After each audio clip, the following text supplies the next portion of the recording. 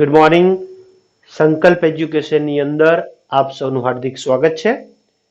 ધોરણ 10 પ્રકરણ 3 દ્વિચલ સુરેખ સમીકરણ યુગ્મ વિશે આપણે વાત કરી રહ્યા છીએ, જેમાં બૈજિક રીતના ઉકેલ શોધવાની રીતોની વાત કરીએ છીએ અને એમાં પણ આપણે રીત નંબર 2 લોકની રીતે કઈ રીતે ઉકેલ શોધાય એ લાસ્ટ વિડીયોમાં આપણે જોઈ ગયા છીએ.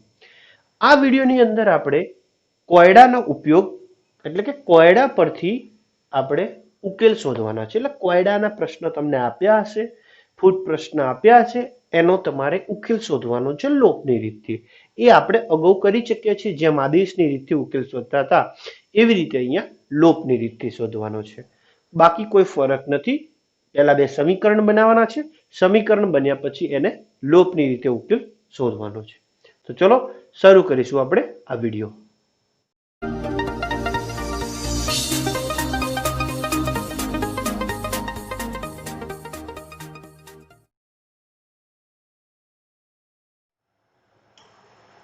ઉદાહરણ 11 જોઈશું. પહેલા બે વ્યક્તિની માસિક આવકનો ગુણોત્તર 9:7 છે અને તેમના માસિક ખર્ચનો ગુણોત્તર 4:3 છે.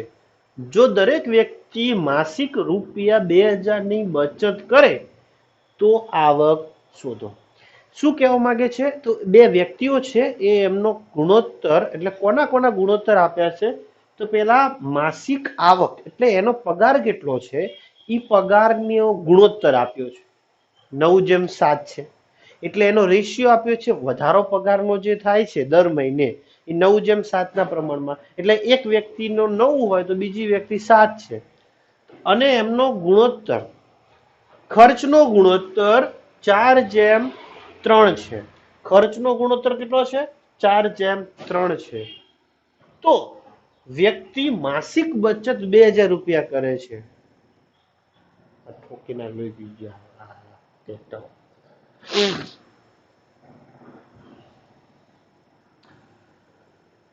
ચલો, બુકનું ઉદાહરણ નંબર 11 છે.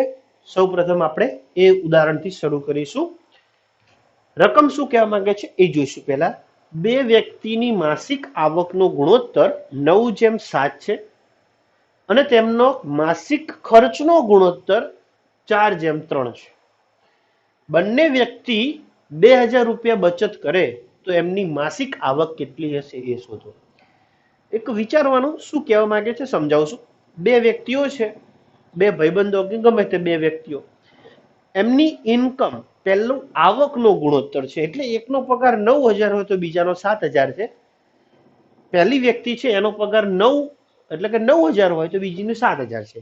90000 હોય તો બીજા વ્યક્તિનો જે પગાર છે 70000 છે. ટૂંકમાં 9:7 નો રેશિયો રહેશે અને એમનો ખર્ચનો ગુણોત્તર 4:3 છે. એટલે એકનો 4000 ખર્ચો હોય મહિનાનો માસિક તો બીજી વ્યક્તિનો 3000 ખર્ચ છે. બંને વ્યક્તિ 2000 રૂપિયા બચત કરે છે. બંને વ્યક્તિ માસિક 2000 રૂપિયાની બચત કરે તો એમની આવક કેટલી હશે એ શોધવાની છે. અને તમને ગુણોત્તર આપ્યો છે અને ખર્ચનો ગુણોત્તર આપ્યો છે. તમારે બે ચલ ધારવાના આવશે, એક x અને બીજો y. તો તમે વિચારશો કે એક વ્યક્તિ માટે 9x અને બીજી 7y. નહીં, અહીંયા બે વસ્તુ કઈ છે એ જુઓ દોસ્તો. અહીંયા એક માસિક આવક છે અને એક માસિક ખર્ચ. આવક અને ખર્ચ બે અલગ અલગ વસ્તુ છે તો તમારે એ બંને અલગ અલગ વ્યક્તિઓનું ધારવાનું. એટલે કે માસિક આવકને x ધારી લો અને ખર્ચને આપણે શું લઈ લઈશું? y તરીકે લઈશું. જો આપણે ગણીએ, ધારો કે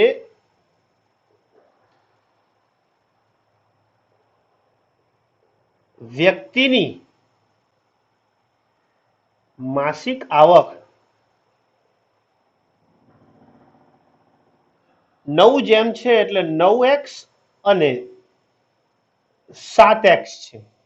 એટલે પહેલી વ્યક્તિ છે એનું 9 છે તો એનો ખર્ચો 4 છે. એટલે 9000 પહેલો પગાર હોય તો વ્યક્તિનો સપોઝ કે 4000 ખર્ચ છે અને એક વ્યક્તિનો 7000 પગાર છે એનો ખર્ચ 3000 છે. આ રીતનું આપેલું છે. એટલે માસિક આવક આપણે બેયની ધારી લીધી છે. એક 9x એકની આવક છે ને બીજાની 7x છે અને તથા માસિક ખર્ચ આપણે વાય લઈ લેશું. માસિક ખર્ચ 4y અને 3y છે. બરાબર. હવે બચત કરે છે. કેટલી બચત કરે છે? 2000 રૂપિયા. જેટલો પગાર હોય, દાખલા તરીકે આ વ્યક્તિનો 9000 પગાર છે અને એ વ્યક્તિ 2000 ની બચત કરે તો કેટલો ખર્ચ કરે? તમને સ્વાભાવિક વાત છે, સીધી ખબર પડી જાય. 9000 માંથી 7000 રૂપિયા ખર્ચ કરી નાખો એટલે 2000 રૂપિયા એ બચત કરે છે. સમજ? એક એક્ઝામ્પલ છે આ. જો આનો 7000 પગાર હોય તો પણ એ 2000 જ બચત કરે છે, તો એને કેટલા વાપર્યા? તો એને 5000 વાપર્યા હશે. તો અહીંયા આગળ આવકમાંથી ખર્ચ બાદ કરો. આવકમાંથી ખર્ચો બાદ કરો અને જે વધે ને એને બચત કહેવાય. બરાબર. તમને ખબર હશે, તમને ના ખબર હોય તો લખી રાખો. બચત બરાબર આવક માઇનસ જાવક. જે વધે છે ને એને બચત કહેવાય. એટલે તમારી આવક કેટલી છે એટલે કે ખર્ચ. આવક એટલે આવક, તમારો પૈસા કેટલા આવવાના છે પગાર, અને ખર્ચ કેટલો કરો છો એ જાવક છે.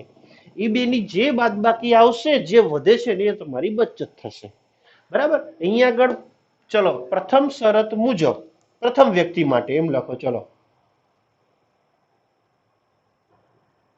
પ્રથમ વ્યક્તિ માટે એક 9x છે એટલે એનો પગાર 9x આવક. અને એ જ વ્યક્તિ, જે પ્રથમ વ્યક્તિ છે, એની જાવક કેટલી છે? 4y. તો સ્વાભાવિક વાત છે, એમાંથી માઇનસ કરવા પડશે. આવક માઇનસ જાવક. 9000 પગારમાંથી 7000 ખર્ચો કરી નાખવું એટલે 9000 માઇનસ 7000 કરું, જે વધે બચત થઈ એટલે 2000 બચત થશે. તો 9x માઇનસ 4y બરાબર કેટલી બચત થાય છે? 2000. એ તમને આપેલી જ છે બચત. ક્લિયર? હવે અહીંયા છેદ ઉડતા નથી ક્યાંય તો કઈ વાંધો નહીં, એને સમીકરણ નંબર 1 કહી દો. પછી શું કરી દેશું? બીજી વ્યક્તિ છે તો બીજી વ્યક્તિ માટે આપણે શું કરીશું? 7x minus 3y. એની આવક માંથી એની જાવક બાદ કરો. કેટલા વધે છે? તો એ પણ 2000 ની જ બચત કરે છે એટલે 2000 રૂપિયા 2000 ની નોટની જ બચત કરે છે. ક્લિયર? આ વસ્તુથી બે તમને સમીકરણ કમ્પ્લીટલી મળી ગયેલા છે. હવે શું કરવાનું છે? લોપ કરવાનો છે. તો લોપ કરવા માટે તમારે અલ્ટરનેટિવ ગુણાકાર કરવો પડશે. એ સિવાય કોઈ છૂટકો થશે તો આપણે y સરખા કરીએ એટલે પહેલા સમીકરણને 3 વડે, બીજા સમીકરણને 4y ગુણી અને આપણે લોપ કરી નાખીશું. તો ચલો અહીંયા લોપ અહીંયા લઈએ છીએ. તો સમીકરણ 1 ને 3 વડે અને સમીકરણ 2 ને કેટલા વડે ગુણશું? 4 વડે.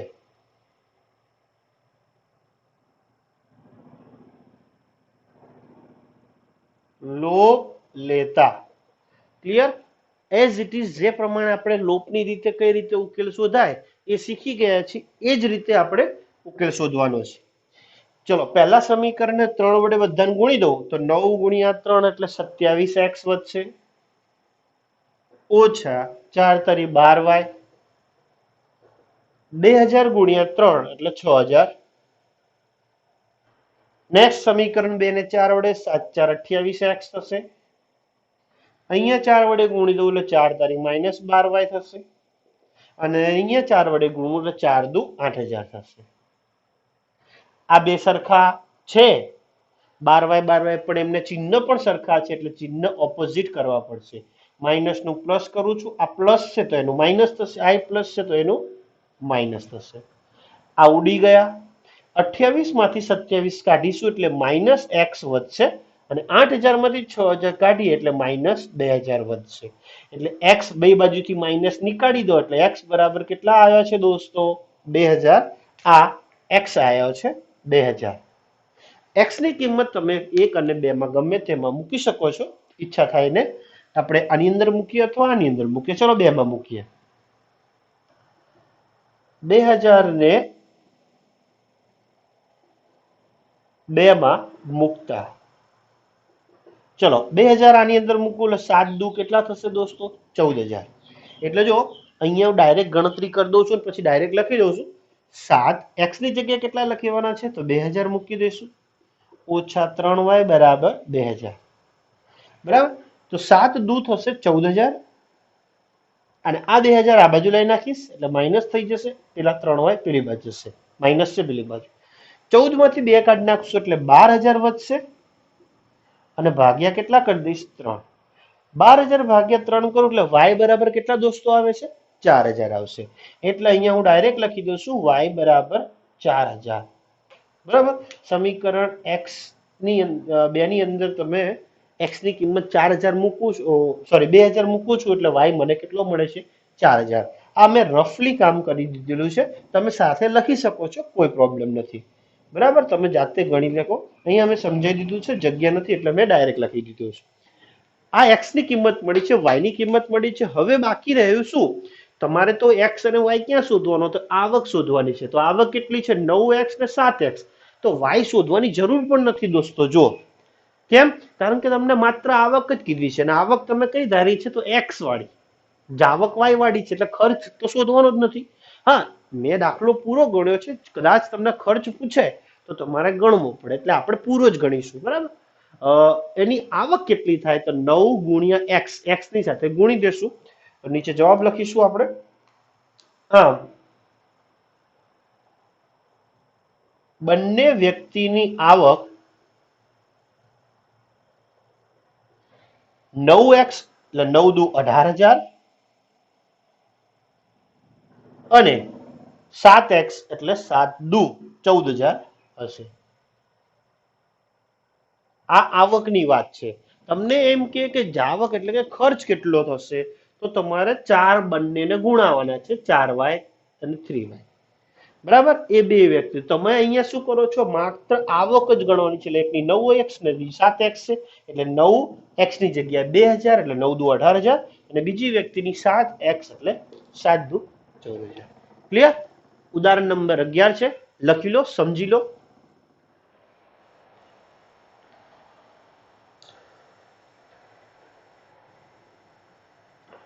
ચલો નેક્સ્ટ ઉદાહરણ નંબર 13.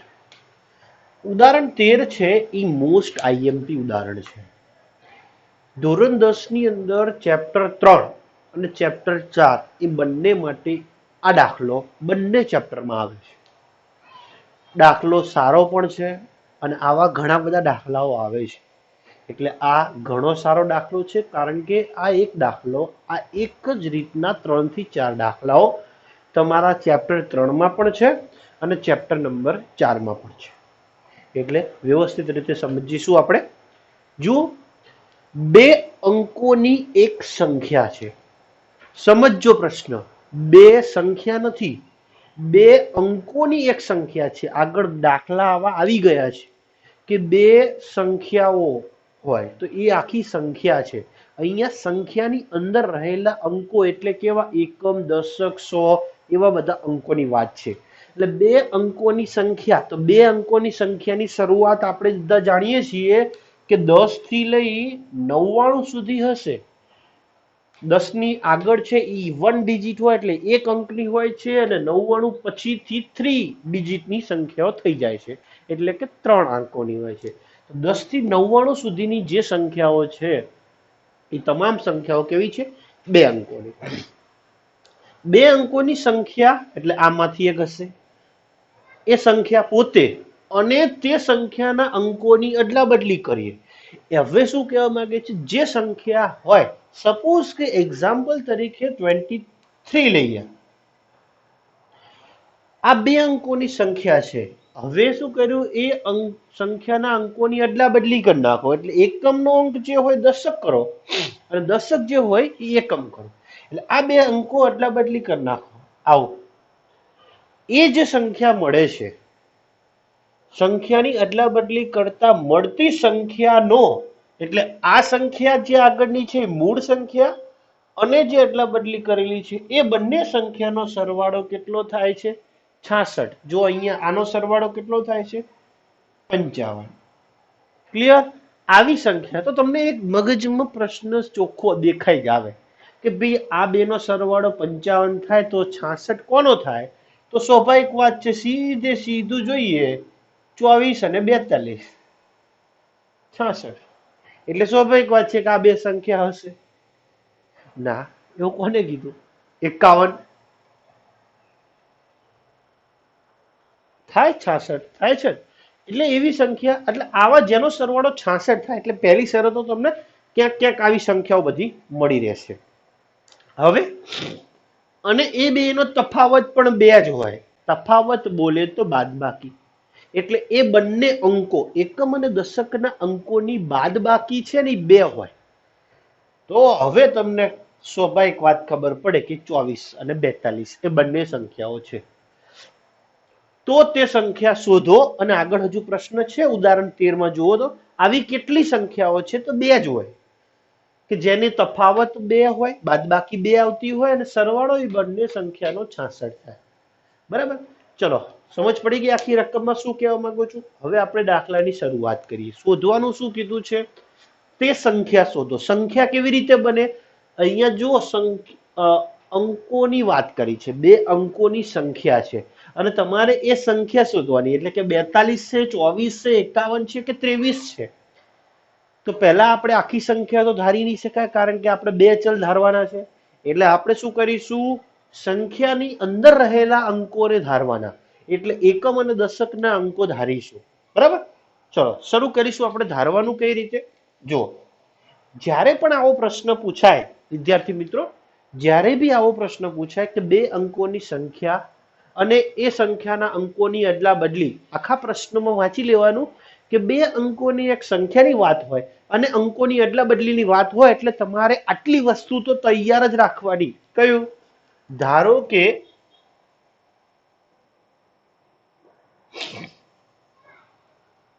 આ સંખ્યાનો એકમનો અંક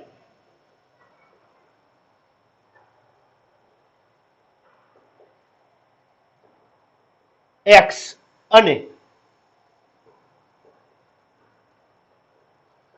દશકનો અંક y છે. આ વસ્તુ તમે ધારી લીધી. એકમનો અંક x, દશકનો અંક y. હવે સંખ્યા કઈ રીતે બને? આ એક વસ્તુ યાદ રાખવાની છે કે એઝ એ 23 છે કેવી રીતે બને છે? બે અંકોની સંખ્યા છે. ઓકે, દશકનો અંક છે એ 2 છે, એટલે 2 ગુણ્યા દશકનો અંક, એટલે દશકના અંકનું મૂલ્ય કેટલું હોય છે? તો 20, કેમ કે 10 વડે ગુણો. એટલે કે દશકના અંકને 10 વડે ગુણો અને એમાં હું એકમનો અંક ઉમેરું, એટલે મને સંખ્યા જો 2 દુ 20 પ્લસ 3 કેટલી સંખ્યા થઈ? 23. 43 સંખ્યા કઈ રીતે બનશે? તો દશકના અંકને 10 વડે ગુણું એટલે 4 ગુણ્યા 10 કેટલા થાય? 40. અને એમાં 3 ઉમેરું એટલે શું મળે છે? 43. 3 એટલે શું હતો? એકમનો અંક હતો. એકવાર એક્ઝામ્પલ જોઈએ, 52. ચલો, 5 એકમનો અંક કયો છે? 2. દશકનો અંક કયો છે? 5. એકમ 2 છે, દશક 5. દશકના 10 વડે ગુણો 50 અને એની અંદર એકમ તમારો છે ઉમેરો એટલે તમારી સંખ્યા મળે. ટૂંકમાં બે અંકોની સંખ્યાનું સૂત્ર મળી ગયું. કયું? કે જે સંખ્યાનો દશકનો અંક છે એને 10 વડે ગુણો એટલે આવું મૂલ્ય બને છે. જો, દશકનો અંક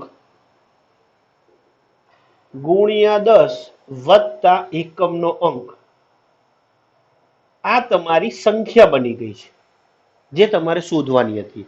શોધવાવાળી સંખ્યા કઈ છે? એને આપણે મૂળ સંખ્યા કહીશું, કારણ કે આપણે જે એક સંખ્યા પહેલી છે એ ફિક્સ લઈ લીધા, એટલે કે 43 છે ફિક્સ લઈ લીધા. હવે આપણે એની ઉલટ સુલટ કરી દો, એ 34 થઈ જાય, એ નવી સંખ્યા બનશે. સંખ્યાના અંકોની અદલા બદલી કરો એટલે તમને નવી સંખ્યા મળે છે. જે પહેલા હતી એ મૂળ સંખ્યા છે. તો આ દશકનો અંકને 10 વડે ગુણો છો પ્લસ એકમનો અંક અંદર ઉમેરો છો, એ જે સંખ્યા મળે છે એને આપણે કહીશું મૂળ સંખ્યા. શું કહીશું? મૂળ સંખ્યા. બરાબર? ચલો અહીંયા જુઓ, આપણે મૂળ સંખ્યા બનાવીએ. એક x અને y ના આધારે જે તમે ધારી છે, આ x અંક અને y અંક ધાર્યો છે, એના આધારે કઈ સંખ્યા મૂળ બને છે? આ સૂત્ર છે એ તમારું ખાસ ઇમ્પોર્ટન્ટ સૂત્ર છે, એટલે તમારે પહેલા લખી રાખવું. દરેક વખતે આ સૂત્ર લખવાની કોઈ જરૂર નથી દોસ્તો. પહેલો દાખલો છે તો આપણે શીખીશું, કારણ કે આ સૂત્રના આધારે ઘણા બધા MCQ પણ સોલ્વ થશે. ક્લિયર? ચલો, પહેલા મૂળ સંખ્યા શોધવાની છે, એટલે આપણે લખી દેશું મૂળ સંખ્યા. ચલો દશકનો અંક છે એ વાય છે, તો દશકનો અંક વાય ગુણ્યા 10 એટલે હું શોર્ટમાં લખું છું 10y વત્તા એકમનો અંક x એટલે x. આ તમને જે સંખ્યા મળી છે એ તમારી મૂળ સંખ્યા મળી છે. કેમ આવી મૂળ સંખ્યા હોય? કારણ કે x અને y હજુ તો મને નથી ખબર, તમે ધારેલા છે, ધારેલા પ્રમાણની મૂળ સંખ્યા આવી થઈ ગઈ છે. ક્લિયર? નેક્સ્ટ, સંખ્યાના અંકોની અદલા બદલી.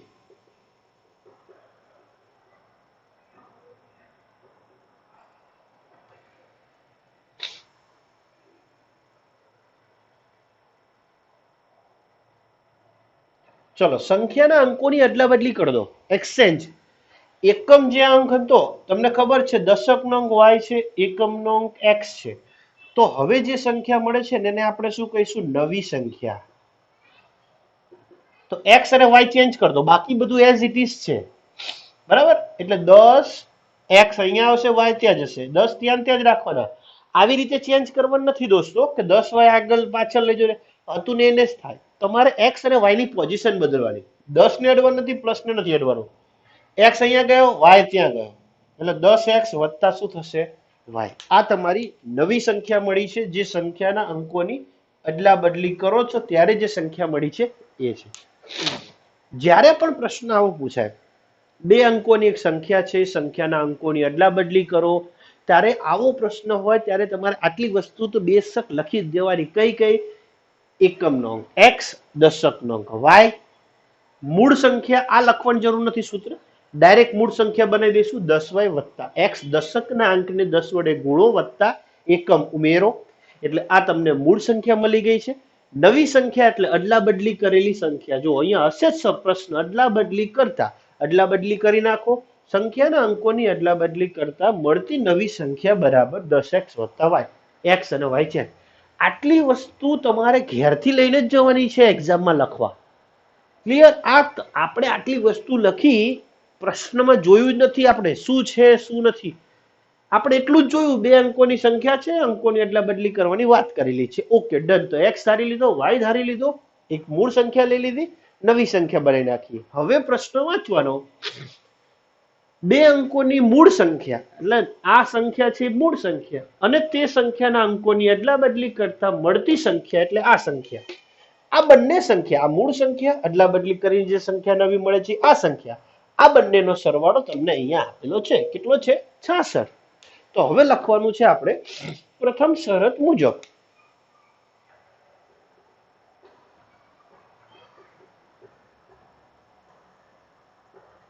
બરાબર? હું સાઈડમાં લખું છું એટલે તમને વધારે ખબર પડશે.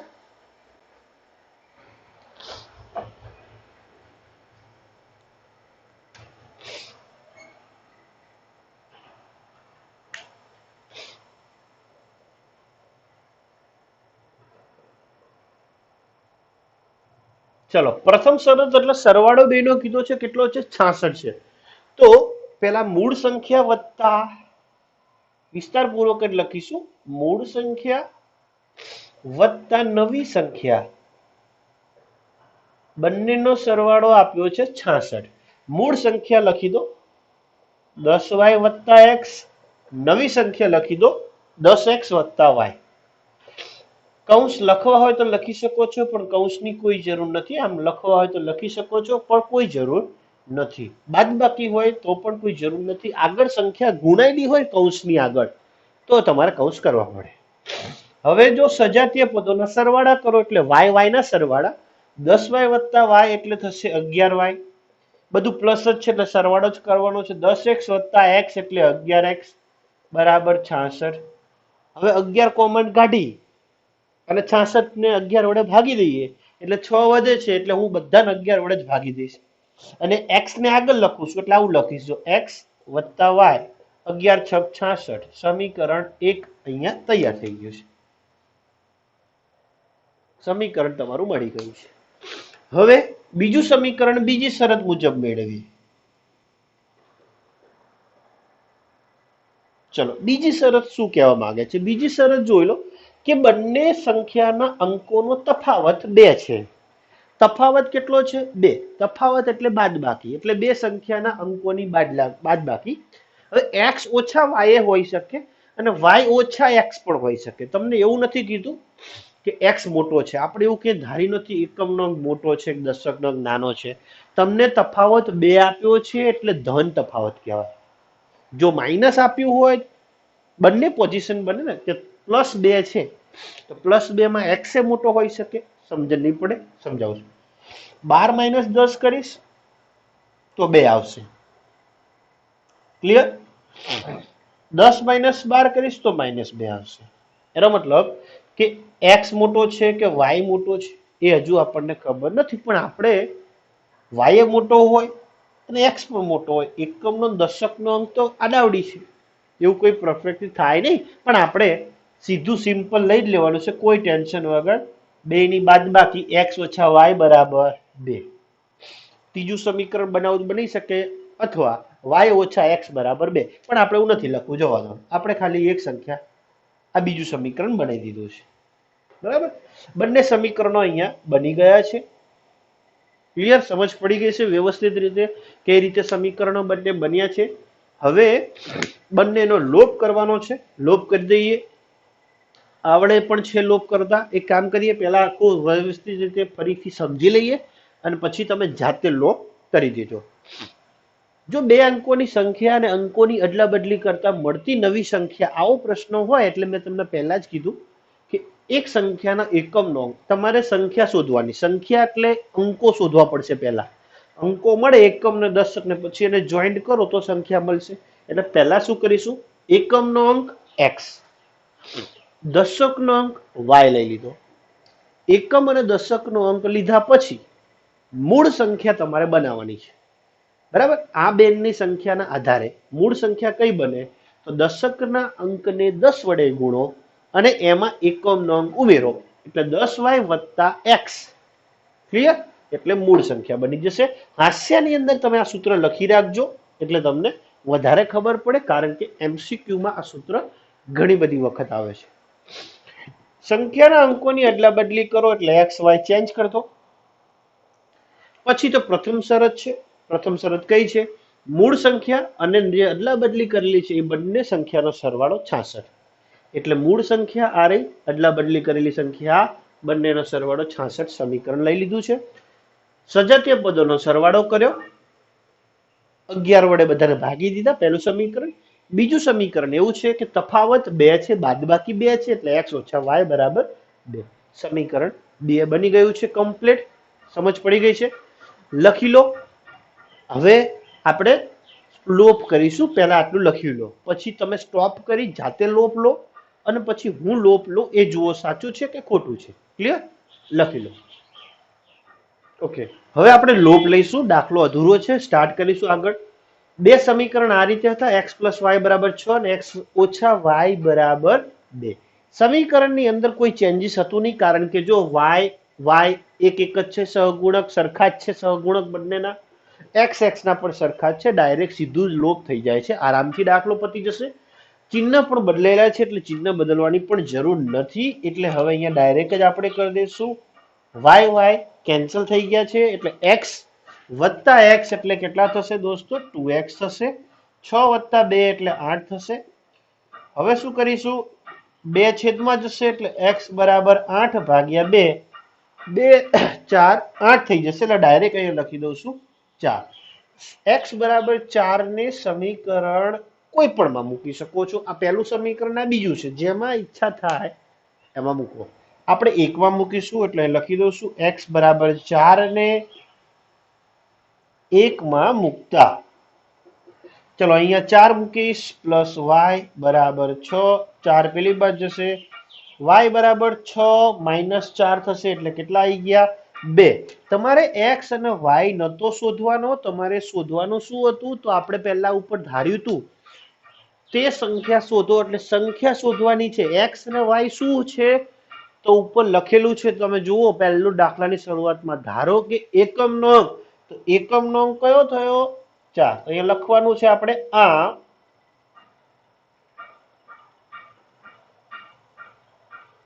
એકમનો અંક છે એ 4 અને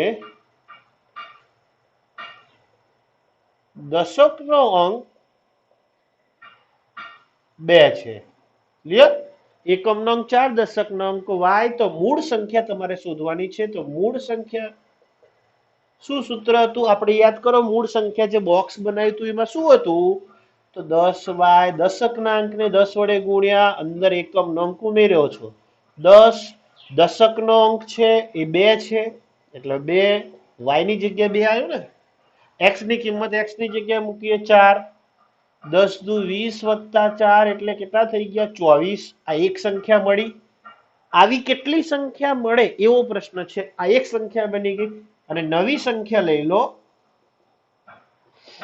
નવી સંખ્યા એટલે 10x પ્લસ y. 10x ની જગ્યાએ 4 લખીએ પ્લસ 2. 40 પ્લસ 2 થશે 42.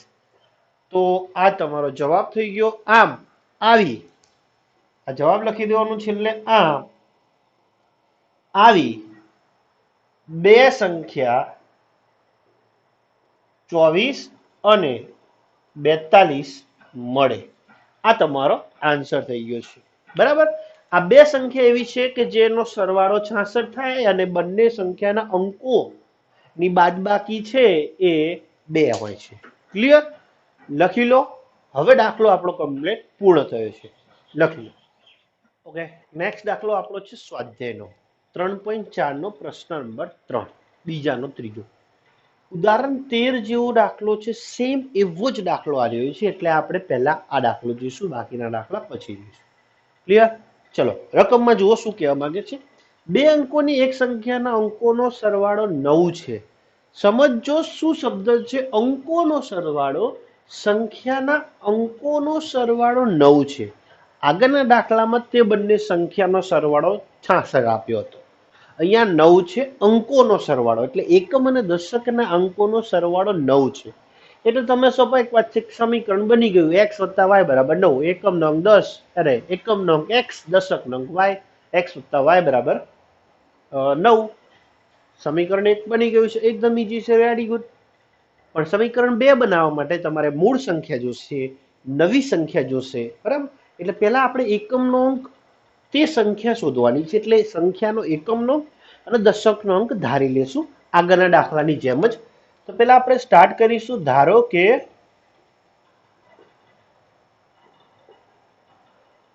સંખ્યાનો એકમનો અંક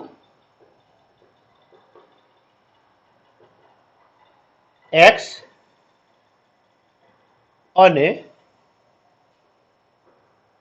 દશકનો અંક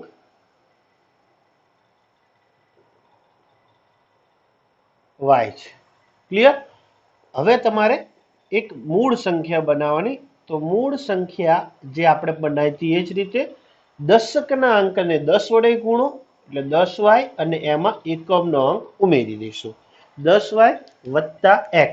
આ તમારી થઈ ગઈ છે મૂળ સંખ્યા. હવે સંખ્યાના અંકોની અદલા બદલી કરવાની વાત કરેલી છે તો એ પણ આપણે પતાવી દઈશું. સંખ્યાના અંકોની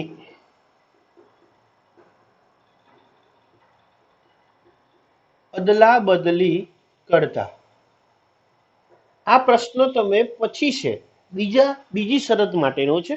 તો તમે પહેલી શરતનું સમીકરણ બનાવી અને પછી બીજી શરત માટેનું સમીકરણ પછી બનાવી શકો, ચાલે, કોઈ પ્રોબ્લેમ નથી. પહેલી શરતનું સમીકરણ બનાવીને પછી અદલા બદલી કરો તો પણ ચાલશે. પણ આપણે એક સાથે પતાવી દઈએ છીએ. નવી સંખ્યા.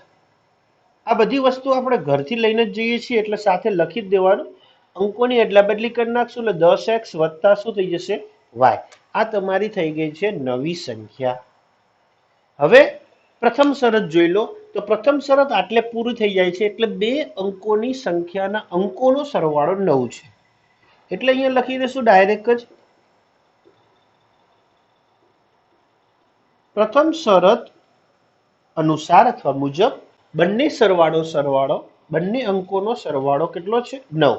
x વત્તા y બરાબર 9. સમીકરણ 1 એકદમ ઇઝીલી મળી જશે. હવે શું કરવાનું છે? તો બીજું સમીકરણ જે બનાવવાનું છે એ થોડું ટફ છે.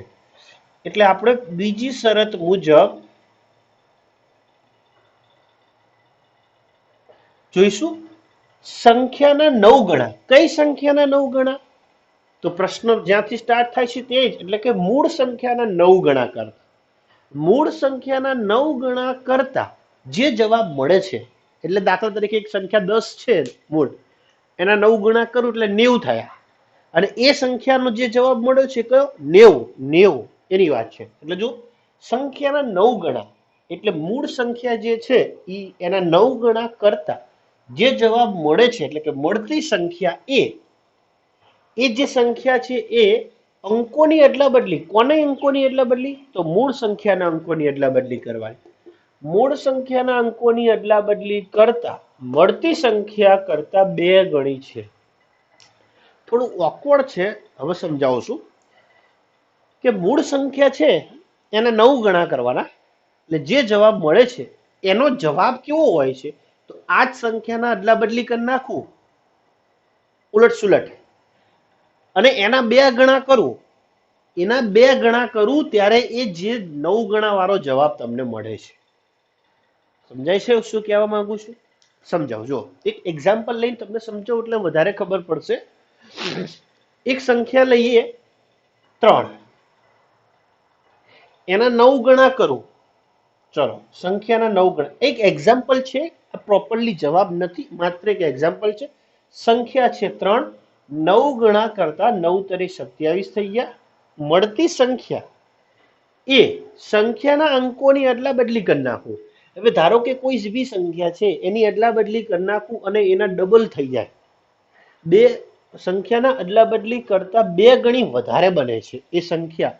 સપોઝ કે કોઈ સંખ્યા છે કે 45 છે, બરાબર, જે સંખ્યા આપણે ધારેલી છે 45, એના અદલા બદલી કરી દો અંકો, તો અંકોની અદલા બદલી કરી દીધી, 54 મળે છે. તો 54 ને ડબલ થઈ ગયા, ડબલ થયા. સમજાય છે? આ રીતના કંઈક એક્ઝામ્પલ સમજાવવા માંગે છે. મેં તમને એક એક્ઝામ્પલ પ્રોપરલી એક ઉદાહરણ લઈ સમજાવ્યું છે. ન સમજણ પડે તો ફરીથી બોલું છું, જોજો. મૂળ સંખ્યાના 9 ગણા, એટલે આ સંખ્યાના 9 ગણા, એ 9 ગણા કરતા જે જવાબ મળે છે એનો જવાબ કેટલો છે? તો એ અદલા બદલી કરેલી જે નવી સંખ્યા છે ને એના 2 ગણા, આના 2 ગણા અને આના 9 ગણા બંને સરખા છે. ક્લિયર? સમજ પડી ગઈ? હવે આપણે મૂળ સંખ્યા લઈ લેશું. પહેલા જો અહીંયા લખી આપું, મૂળ સંખ્યાના 9 ગણા કરવાના. કેટલા? 9 ગણા. આનો જવાબ કેટલો મળે છે? તો નવી સંખ્યા જે છે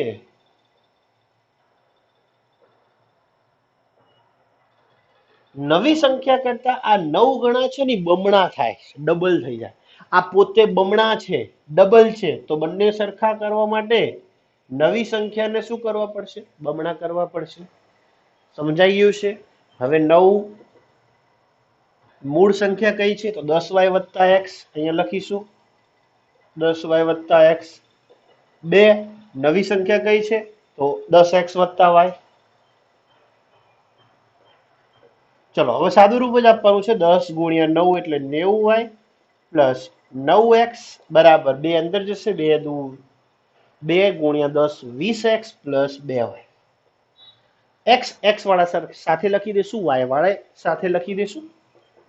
પહેલા x લખીશું એટલે બધાને પેલી બાજુ જવા દઉં છું, એટલે આ સાઈડ 0 કરી દઉં છું. 20x માંથી 9x કાઢી નાખીશું.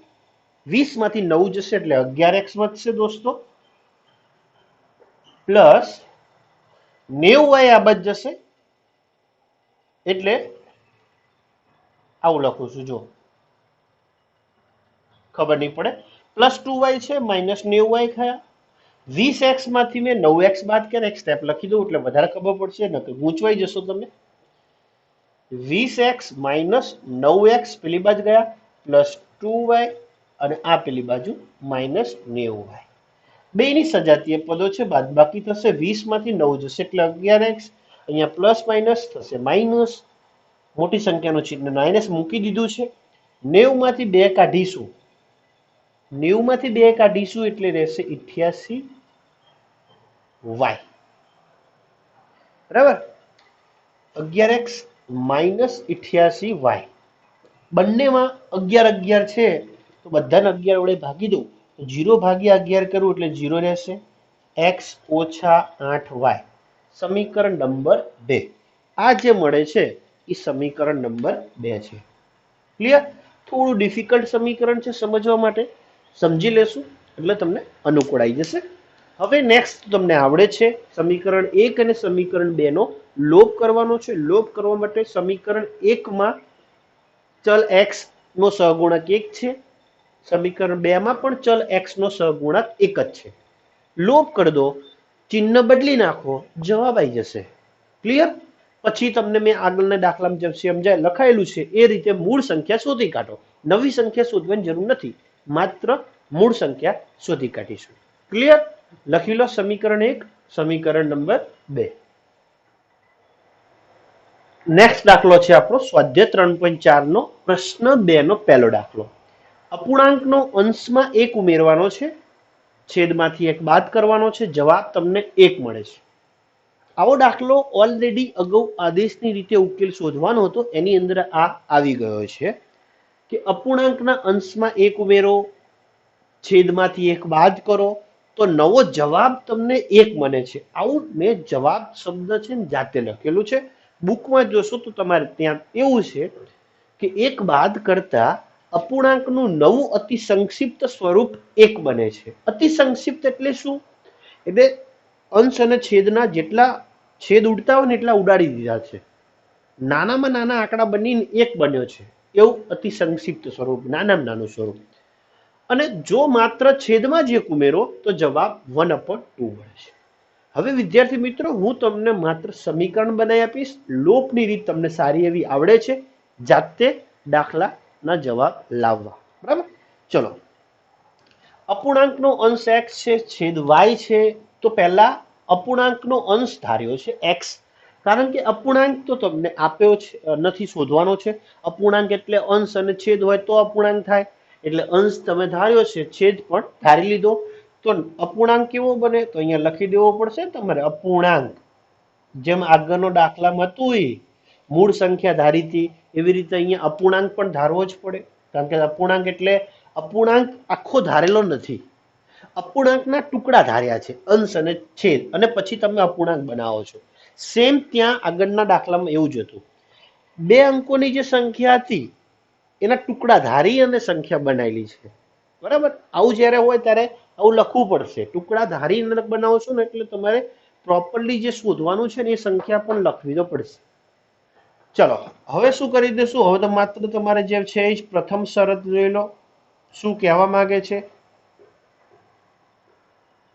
ચલો, પ્રથમ શરતમાં અંશમાં 1 ઉમેરું, આ અંશ છે, એની અંદર 1 ઉમેરું, છેદમાંથી 1 બાદ કરો, એટલે આમાંથી 1 બાદ કરીએ તો અપૂર્ણાંક જે છે એ 1 બની જશે. એટલે અંશમાં 1 ઉમેરીશું અને છેદમાંથી 1 બાદ કરીશું, એટલે જવાબ 1 બની જશે. હવે શું કરવાનું છે? આ સાઈડ ગોઠવાઈ દઈશું, ગુણાઈ જશે. આની નીચે 1 છે, કશું ના હોય તો એને આ સાઈડ ગુણાઈ દેવું, એટલે ડાયરેક્ટ આ ગુણાઈ જશે. 1 સાથે ગુણાકાર કરો એટલે એ જ જવાબ રહેશે, x + 1 y ઓછા 1.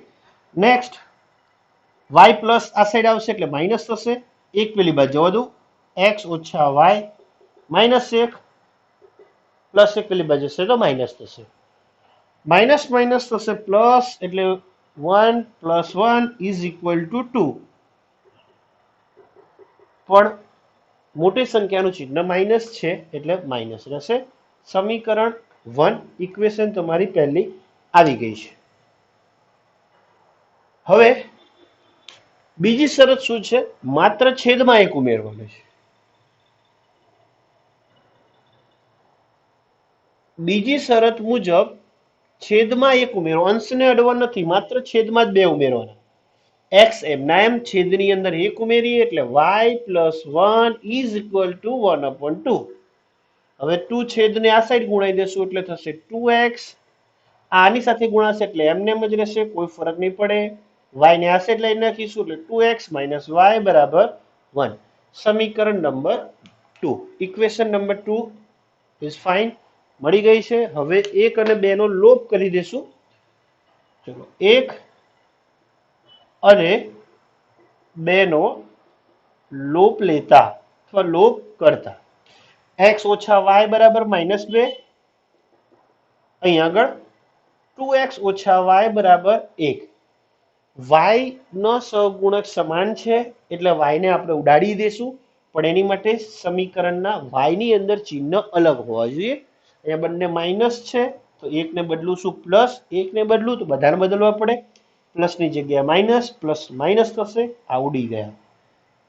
2x માઇનસ છે, x પ્લસ છે, પ્લસ માઇનસ માઇનસ, 2x માંથી x નીકાળીએ કેટલા વધશે? x વધે. કેવા? માઇનસ રહેશે. માઇનસ માઇનસ થશે પ્લસ 2 પ્લસ 1 એટલે કે 3. મોટી સંખ્યાનું ચિહ્ન એટલે બંને બાજુથી માઇનસ હટાવો એટલે x મળે છે 3.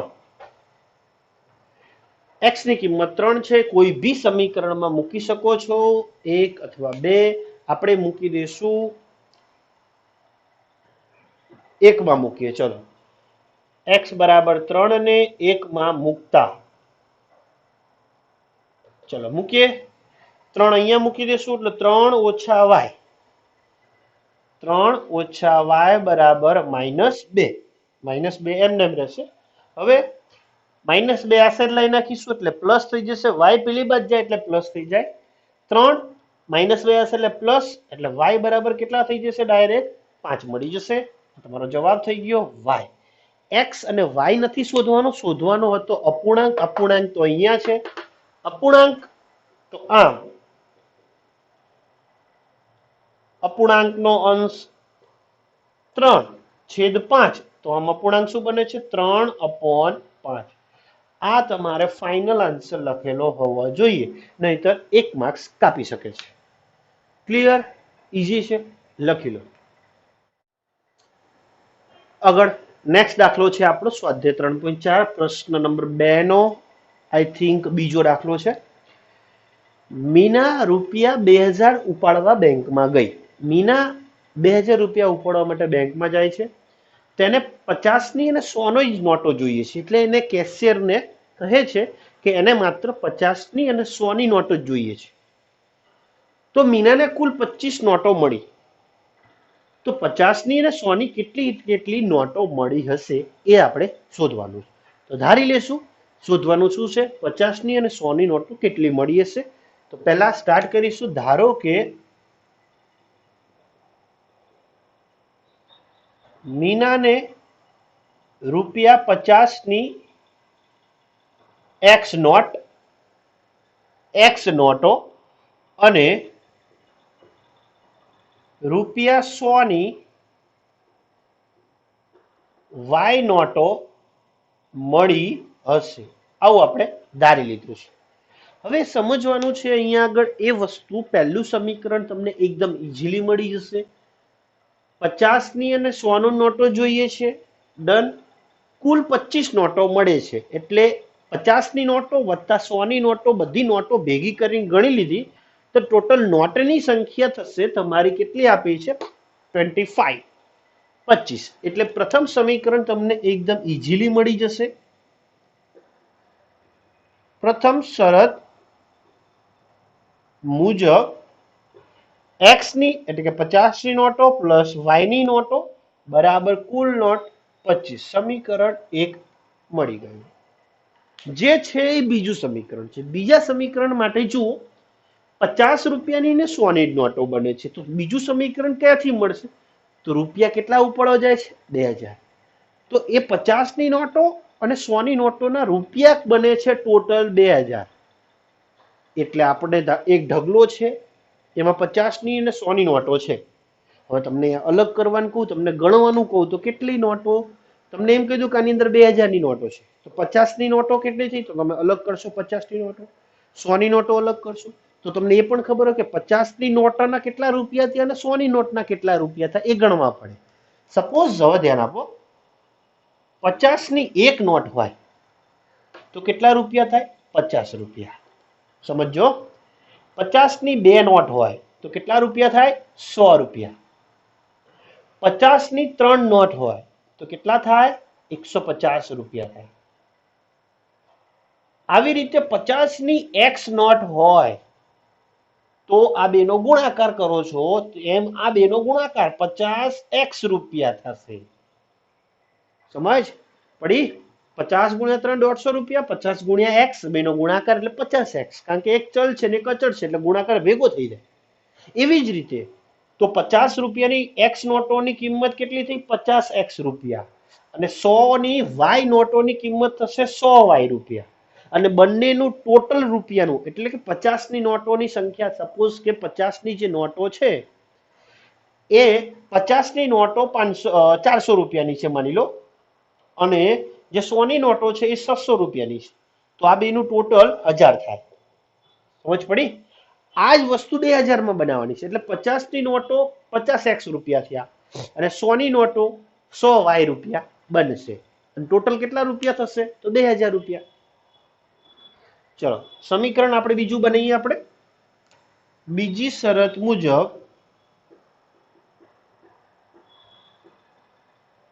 50x રૂપિયા, એટલે 50 અહીંયા રૂપિયાની વાત છે, બરાબર. 50 ના રૂપિયાની સંખ્યા, 50 ની નોટોના રૂપિયા પ્લસ 100 ની નોટના રૂપિયા, એવું લખું તો વાંધો નહીં. 50 ના રૂપિયા, 50 ની નોટની કિંમત પ્લસ 100 ની નોટોની કિંમત. આ કિંમત છે, મૂલ્ય છે એનું, બરાબર. કુલ મૂલ્ય 50 ની x નોટો એટલે 50x, 100 ની y નોટ એટલે 100y. કુલ મૂલ્ય કેટલું છે? 2000. હવે જો 50 આમાંય છે, આમાંય છે, આમાંય છે, એટલે બધાને પહેલા 50 વડે ભાગી દેશું એટલે x, 100y ને 50 વડે ભાગો એટલે 2y. અહીંયા 50 વડે ભાગી દઈશું એટલે ભાગ્યા 50 કરી દઈએ એટલે 5 40 આવશે મારા ખ્યાલથી. એવું હોય તો ભાગાકાર કરી દઈએ. 5 4 20 એટલે 40 થઈ ગયા. રેડી છે આપણું કામકાજ. ચલો સમીકરણ નંબર 2. સમીકરણ 1 તમારું આર્યું છે, સમીકરણ 2 પણ મળી ગયું છે. ચલ x એક એક વાળો છે જેનો લોપ તમને આરામથી આવડી જશે. ક્લિયર? લખી લો. ઓકે, નેક્સ્ટ આપણો દાખલો છે દાખલા નંબર 5. અને પહેલાનો જે દાખલો હતો દોસ્તો એ દાખલા નંબર 4 હતો. બીજો પ્રશ્ન નહોતો, ભૂલ થઈ ગઈ છે. પ્રશ્ન 2 હું બોલ્યો હશું તો કદાચ. પ્રશ્ન 2 તો તમારી માટે છે સેલ્ફ, બરાબર, જાતે ગણવાનો છે. પ્રશ્ન 5 જુઓ. પ્રશ્ન 5 ની અંદર આખી રકમ મેં નથી લખેલી, તમારી પાસે રકમ હશે તો વાંચો. એક પુસ્તકાલય છે, એ પુસ્તકાલય પ્રસિદ્ધ છે, પ્રખ્યાત થયેલું પુસ્તકાલય છે. એનું નિશ્ચિત ભાડું 3 દિવસનું નિશ્ચિત ભાડું ફિક્સ છે. કેટલું છે એ આપણે શોધવાનું છે. પછીના પ્રત્યેક દિવસ એટલે 3 દિવસના પૈસા ફિક્સ છે. અને પછી જો તમારે વધારે દિવસ રાખવું હોય તો રાખી શકો છો, પણ એક્સ્ટ્રા પૈસા થશે એના. અને બીજા એક્સ્ટ્રા દિવસના એક્સ્ટ્રા પૈસા લે છે. સરિતાબેન 7 દિવસના 27 રૂપિયા ચૂકવે છે. સુશીબેન 5 દિવસના 21 રૂપિયા ચૂકવે છે. પછીના 5 દિવસ નથી, એ 5 દિવસ ટોટલ. સરિતાબેનને 7 દિવસ માટે એક પુસ્તક જોઈએ છે, તો 3 દિવસનું ફિક્સ ભાડું આપવું પડશે. અને બાકીના જે 4 દિવસ વધારાના આવે છે, કેમ કે 7 માંથી 3 ફિક્સમાં જશે અને 4 જે છે એ વધારાનામાં જશે. એટલે 4 દિવસના કેટલા પૈસા થશે એ તમારે શોધવાનું છે. એટલે કે નિશ્ચિત ભાડું અને પછીના જે વધારાના ભાડું છે એ આપણે શોધવાનું છે. બરાબર, ચલો શોધીએ આપણે. પહેલા આપણે શું કરી દઈશું? 3 દિવસનું નિશ્ચિત ભાડું લે છે, તો પહેલા આપણે ધારી લેશું. ધારો કે પહેલું નિશ્ચિત ભાડું એટલે 3 દિવસનું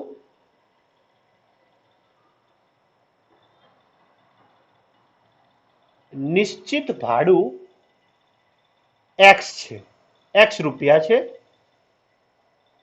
અને પ્રત્યેક વધારાના દિવસનું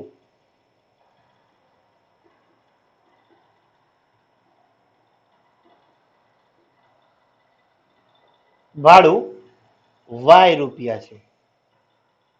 બરાબર, આ બે વસ્તુ તમે ધારી લીધી. 3 દિવસનું નિશ્ચિત ભાડું x, વધારાના દિવસનું પ્રત્યેક છે એનો y રૂપિયા છે. સરિતાબેન એટલે પ્રથમ શરત એટલે પ્રથમ વ્યક્તિ એટલે કે સરિતાબેન માટે, બેન શબ્દ વાપર્યો નથી એટલે સરિતા માટે આપણે લખીશું. સરિતા માટે 7 દિવસ નિશ્ચિત ભાડું x એટલે સમજાવું કે એક્ઝામ્પલ લઉં છું. દાખલા તરીકે સરિતાબેન 7 દિવસમાંથી 3 દિવસ 10 રૂપિયા, 3 દિવસ ફિક્સ ભાડું છે, 3 દિવસના 10 રૂપિયા, એટલે 10 ચૂકવ્યા, કેટલા દિવસના? 3 દિવસના. બાકી કેટલા રહ્યા દિવસ? 4 દિવસ. તો 4 દિવસના તમારે, કેમ ટોટલ 7 છે ને, પણ 3 ના ફિક્સ અને 4 દિવસના એક દિવસનું વાય છે. દાખલા તરીકે 4 દિવસ, એક દિવસનું 5 રૂપિયા હોય, તો 4 દિવસના કેટલા થાય? 4 ગુણ્યા 5 કેટલા થયા? 20. ટોટલ કેટલા થયા? 30. એવી રીતે અહીંયા 27 ચૂકવ્યા છે. એટલે કે, એટલે શું? ફિક્સ રૂપિયા એક્સ છે. ફિક્સ રૂપિયા કેટલા છે? એક્સ. 3 દિવસના, બાકીના કેટલા રહ્યા? 4. એમાંથી એક દિવસના વાય છે, તો 4 દિવસના કેટલા થાય? 4 વાય. પણ કેટલા રૂપિયા ચૂકવે છે? એ તો 27 રૂપિયા ચૂકવે છે. સમીકરણ 1. એવી જ રીતે સુશીબેન માટે છે. એક્સ રૂપિયા ફિક્સ છે, એટલે 3 દિવસ તો આપી જ દીધા. સુશીબેન 5 દિવસ રાખે છે, 5 માંથી 3 નું એક્સ રૂપિયા આપી દે છે. બાકી કેટલા વધ્યા દોસ્તો? 5 માંથી 3 હટાવો એટલે 2 વધે છે. એક દિવસનું વાય, તો 2 દિવસનું થશે 2y. રૂપિયા ચૂકવે છે 21. સમીકરણ નંબર 2. તો આ સમીકરણ 1 અને આ સમીકરણ 2 બની ગયું છે કમ્પ્લીટ. ચલ x અને x નો સહગુણક 1 છે. આરામથી લોપ થઈ જશે અને જાતે નિશ્ચિત ભાડું અને પ્રત્યેક વધારાના દિવસનું ભાડું શોધી લેવું. ક્લિયર?